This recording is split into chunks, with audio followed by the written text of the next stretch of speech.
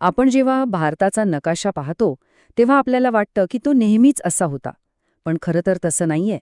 आज दिसणाऱ्या आपल्या राज्यांच्या सीमा, त्यांची नावं ही कशी ठरली, हा नकाशा कसा घडत गेला, याचा प्रवास खूपच रंजक आहे. चला तोच जाणून घेऊया. जरा विचार करून बघा, 500 पेक्षा जास्त संस्थाने आणि प्रांत, प्रत्येकाचे स्वतःचे नियम, स्वतःचे राजे महाराजे, या सगळ्यांना एकत्र आणून एक संघ राष्ट्र बनवणं हे किती मोठं आव्हान असेल. हे जवळपास अशक्य वाटणारं काम होतं. मग हे अशक्य काम शक्य झालं तरी कसं? साल होतं 1947. देशाला स्वातंत्र्य मिळालं होतं, पण भारताचा नकाशा एखाद्या तुटलेल्या पझलसारखा होता. अनेक लहान मोठे तुकडे विखुरलेले होते आणि हे सगळे तुकडे जोडून एक संध भारताचं चित्र तयार करणं हेच पहिलं आणि सर्वात मोठं आव्हान आपल्या नेत्यांसमोर होतं. तेव्हाची परिस्थिती समजून घेऊया. तेव्हा भारत 2 भागांमध्ये विभागलेला होता. एक होता ब्रिटिश भारत, जो थेट ब्रिटिशांच्या ताब्यात होता, आणि दुसरा भाग म्हणजे तब्बल 562 स्वतंत्र संस्थाने. ब्रिटिशांनी जाता जाता या संस्थानांना 3 पर्याय दिले. 1 भारतात सामील व्हा, 2 पाकिस्तानात सामील व्हा, किंवा 3 स्वतंत्र रहा. हा जो तिसरा पर्याय होता ना, तो भारताच्या अखंडतेसाठी सर्वात मोठा धोका होता. सरदार वल्लभभाई पटेलांच्या मुत्सद्देगिरीमुळे बहुतांश संस्थाने भारतात सामील झाली.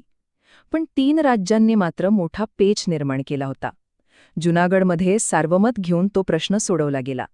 हैदराबादला ऑपरेशन पोलो या लष्करी कारवाईने भारतात आणलं गेलं.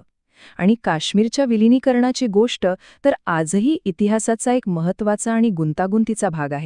तर ही सगळी राज्य एकत्र तर आली, पण भविष्यात देशाची एकता टिकवून ठेवण्यासाठी एका मजबूत कायदेशीर चौकटीची गरज होती. आणि ही चौकट दिली आपल्या भारतीय संविधानाने. संविधानातल्या काही कलमांनी तर संसदेला भारताचा नकाशा हवा तसा बदलण्याचे असाधारण अधिकार दिले. संविधानाच्या कलम 1ने एक खूप महत्वाची गोष्ट स्पष्ट केली. ती म्हणजे भारत हा राज्यांचा संघ आहे, राज्यांनी मिळून केलेला करार नाही. याचा सोपा अर्थ असा की जरी राज्य एकत्र येऊन देश बनला असला तरी कोणत्याही राज्याला या देशातून फुटून बाहेर पडण्याचा अधिकार नाही. ही एकी कायमस्वरूपी आहे, ती तोडता येणार नाही. कलम 2 संसदेला भारताच्या बाह्य सीमा बदलण्याचा अधिकार देतं. म्हणजे काय? तर समजा भविष्यात एखादा नवीन प्रदेश भारतात सामील करायचा झाला, जो आज भारताचा भाग नाहीये, तर त्यासाठी या कलमाचा वापर केला जातो. स्वातंत्र्यानंतर काही युरोपियन वसाहती याच कलमाद्वारे भारतात सामील करून घेण्यात आल्या. आणि मग येतं कलम 3. हे कलम केंद्र सरकारला देशांतर्गत नकाशात फेरबदल करण्याचे प्रचंड अधिकार देतं. याचा अर्थ संसद कायद्याद्वारे एखाद्या राज्याचे 2 तुकडे करू शकते, 2 छोटी राज्य एकत्र करून एक मोठं राज्य बनवू शकते, किंवा राज्यांची नावं आणि सीमाही बदलू शकते. म्हणूनच म्हटलं जातं की आपलं संविधान राज्यांच्या अस्तित्वाची हमी देत नाही. तर लक्षात ठेवण्यासारखी गोष्ट अगदी सोपी आहे. कलम 2 म्हणजे देशाच्या बाहेरून नवीन प्रदेश जोडणे, आणि कलम 3 म्हणजे देशाच्या आतल्या आत राज्यांची पुनर्रचना करणे. एक बाहेरच्या सीमांसाठी तर दुसरं आतल्या सीमांसाठी. हाच या 2 शक्तिशाली कलमांमधला महत्वाचा फरक आहे.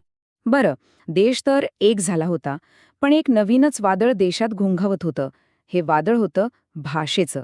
देशभरातून भाषेच्या आधारावर आमचं वेगळं राज्य हवं, ही मागणी इतकी जोर धरू लागली होती की सरकारला आता त्याकडे दुर्लक्ष करणं शक्यच नव्हतं.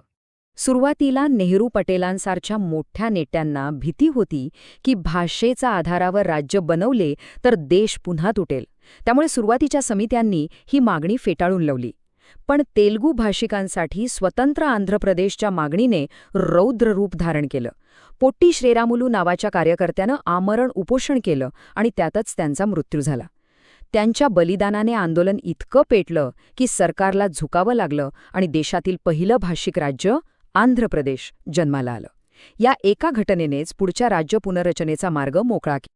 या समस्येवर तोडगा काढण्यासाठी नेमलेल्या फाजल अली आयोगाने एक सुवर्णमध्य साधला. त्यांनी मान्य केलं की राज्य बनवताना भाषा हा एक महत्त्वाचा आधार नक्कीच असावा, पण त्यांनी एक भाषा एक राज्य हे धोकादायक तत्त्व पूर्णपणे नाकारलं. आयोगाने स्पष्ट केलं की देशाची एकता, अखंडता आणि प्रशासकीय सोय या गोष्टींना प्राधान्य दिलं पाहिजे. आणि मग उजाडलं ते ऐतिहासिक वर्ष 1956. फाझल अली आयोगाच्या शिफारशींवर आधारित राज्य पुनर्रचना कायदा संमत झाला. या एका कायद्यानं जुनी सगळी राज्यव्यवस्था मोडीत काढली आणि भारताचा नकाशाच बदलून टाकला. यातून 14 राज्य आणि 6 केंद्रशासित प्रदेश अस्तित्वात आले, जो आजच्या नकाशाचा पाया आहे.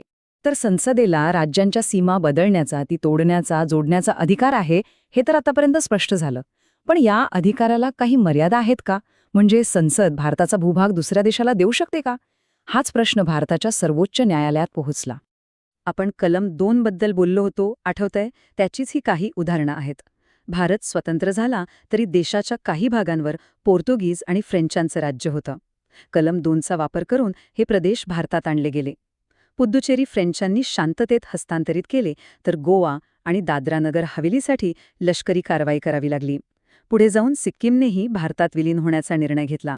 1960मध्ये बेरुबारी युनियन प्रकरणामुळे हा एक अत्यंत महत्त्वाचा कायदेशीर प्रश्न समोर आला. भारत-पाकिस्तान करारानुसार पश्चिम बंगालमधला एक छोटासा भाग पाकिस्तानला द्यायचा होता. प्रश्न हा होता की कलम 3 वापरून संसद इतक्या सहजपणे हे करू शकते का? यावर सर्वोच्च न्यायालयाने एक ऐतिहासिक आणि अत्यंत स्पष्ट निकाल दिला. कोर्टाने ठणकावून सांगितलं की कलम 3 हे देशाच्या आतल्या सीमा बदलण्यासाठी आहे. त्याचा वापर करून भारताचा 1 इंचही भूभाग परक्या देशाला देता येणार नाही. सर्वोच्च न्यायालयाच्या या निकालाचा अर्थ स्पष्ट होता. जर भारताला आपला भूभाग दुसऱ्या देशाला द्यायचा असेल तर साधा कायदा करून चालणार नाही. त्यासाठी कलम 368 अंतर्गत रीतसर घटनादुरुस्तीच करावी लागेल. आणि म्हणूनच बेरुबारी करार अंमलात आणण्यासाठी सरकारला 9वी घटनादुरुस्ती करावी लागली. आणि हेच एक वाक्य या संपूर्ण चर्चेचं सार आहे. भारताचं वर्णन विनाशी राज्यांचा अविनाशी संघ असं केलं जातं. याचा अर्थ काय? तर भारत देश म्हणून अविनाशी आहे. त्याला कोणी तोडू शकत नाही. तो अखंड आहे. पण त्यातील राज्य मात्र विनाशी आहेत.